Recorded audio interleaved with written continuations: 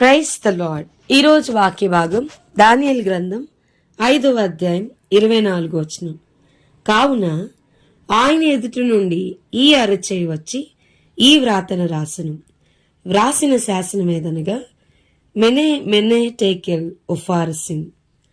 ఈరోజు ఈ వాక్య భాగం ద్వారా దేవుడు మనతో మాట్లాడుతూ ఉన్నారు. వాక్యం వింటున్న ప్రియమైన వారులారా, మరి ఈ దానియేలు గ్రంథం 6వ అధ్యాయంలో రాజుకు బెల్షాజరు మరి తన అధిపతుల్లో 1000 మందికి గొప్ప విందు చేయించాడు.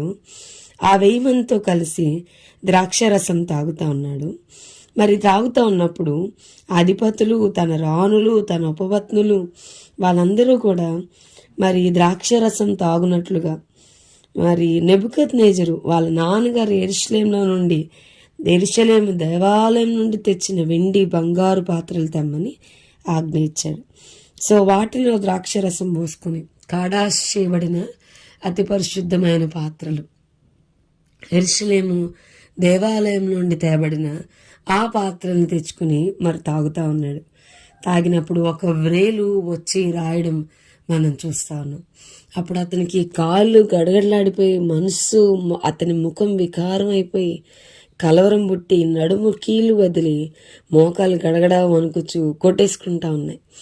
ఎవ్వరు కూడా ఆ భాష యొక్క అర్థమేంటో, ఆ బ్రేలొచ్చి రాసిన దాని భావమేంటో తెలియని పరిస్థితుల్లో మరి తన తల్లిగారు చెప్తున్నారు, నీ రాజ్యంలో ఒక మనుషుడు ఉన్నాడు, అతడు పరిశుద్ధ దేవతల ఆత్మ గలవాడు. నీ తండ్రి కాలంలో అతడు దైవ జ్ఞానం వంటి జ్ఞానము, బుద్ధియు, తెలివియు గలవాడినుట నీ తండ్రికి అనుకున్నాడని. మరి దానియేలు గారిని పిలువనంపించినప్పుడు బెల్షాజర్ అంటున్నాడు కదా, అయ్యా, అంతర్భావములను బయలుపరచుటకును కఠినమైన ప్రశ్నలకు ఉత్తరమిచ్చుటకును నీవు సమర్థుడవని నేను నేను విన్నాను. నీకోసం నేను విన్నా, నువ్వు అంతర్భావాలను బయలుపరచగలవు, కఠినమైన ప్రశ్నలకు ఉత్తరమిగలవని రాజు అతని కొరకు మాట్లాడుతూ ఉన్నాడు. నీ కొరకు నేను ఊదారంగు వస్త్రము, అలాగే సువర్ణ కంఠభూషణము ధరించుకుని ఈ రాజ్యంలో 3వ అధిపతిగా నువ్వు ఉంటావు అన్నప్పుడు వెంటనే అసలు దానియేలు గ్రంథం మనం చదువుతూ ఉంటే దేవుడు దానియేలు గారిని హెచ్చించిన ప్రతిసారి హీ ఎగ్జాల్టెడ్ గాడ్.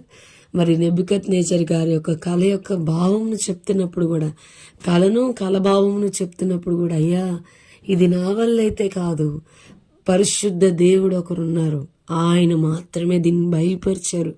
దేవుడున్నాడని ఒక అన్యదేశపు రాజుకి దేవుని కొరకు సువార్త చెప్పడం కొరకు దేవుడు దానియేలు గారిని వాడుకున్నాడు.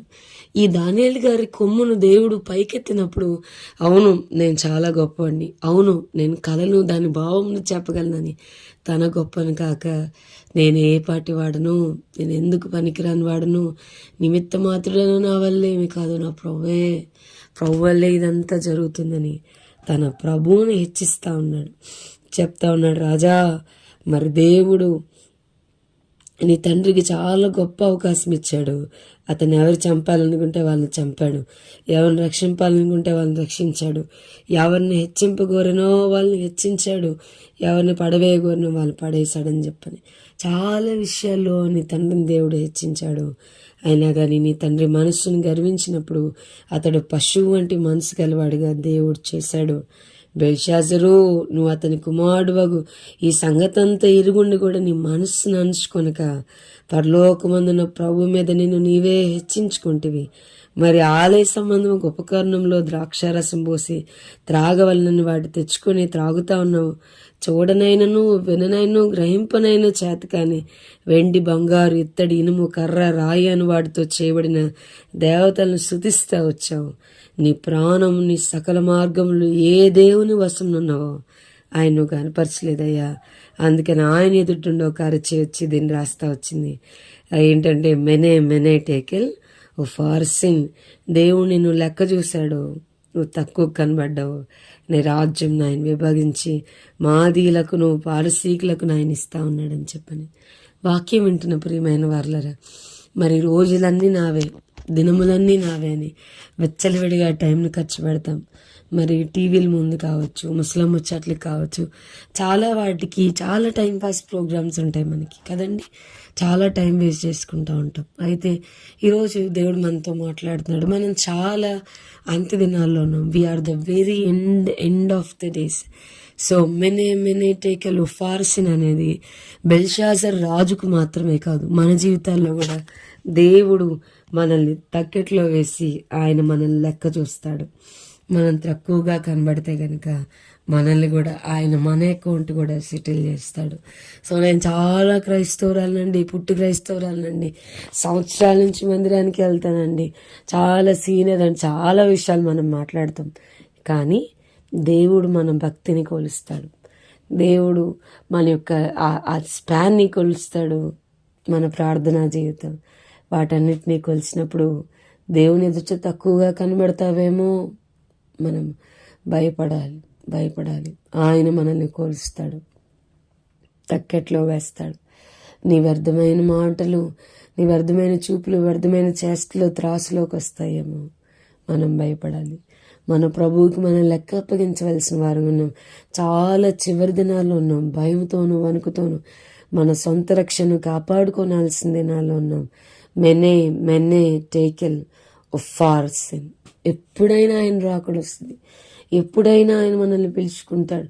ఎప్పుడైనా కడబోరు వినబడుద్ది.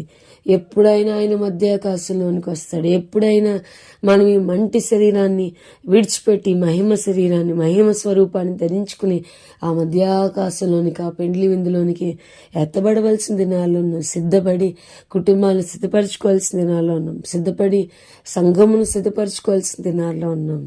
మనకి నచ్చినట్టుగా కాదు. ఎప్పుడు టైం, కాలం, సమయం నాదేనే. విచ్చలవిడిగా మన సమయాన్ని గడపడానికి లేదు. నీవు యుద్ధంలోని గురించి, యుద్ధ సమాచారం గురించి విన్నప్పుడు అది రాకడకు సూచనను సిద్ధపరచుకోమని దేవుని వాక్యం చెప్తుంది. ఆల్రెడీ యుద్ధాల గురించిన సమాచారాలు, ఇరాన్, ఇరాక్, మరి ఇజ్రాయెల్, ఎన్నో దేశాల మధ్య యుద్ధాలు, కలవరం పెట్టు వార్తలు మనం వింటా ఉన్నాం. ఇప్పటికైనా మన టైంని వేస్ట్ చేసుకోకుండా జ్ఞానుల వలె సమయమును సద్వినియోగపరచుకొని కృప, మన కుటుంబంలోను ప్రభు కొరకు సంపాదించుకొని కృప ప్రభు మనకి దయచేయను గాక. ఆమేన్. ప్రభు, ఈరోజు వాక్య భాగం ద్వారా మీరు మాతో మాట్లాడినందుకు వందనాలు. వాక్యం విన్న మా ప్రియులైన వారిని అందరినీ దీవించి ఆశీర్వదించమని యేసు నామమున అడిగి వేడుకొంచున్నాం తండ్రి. Amen. God bless you and have a blessed day.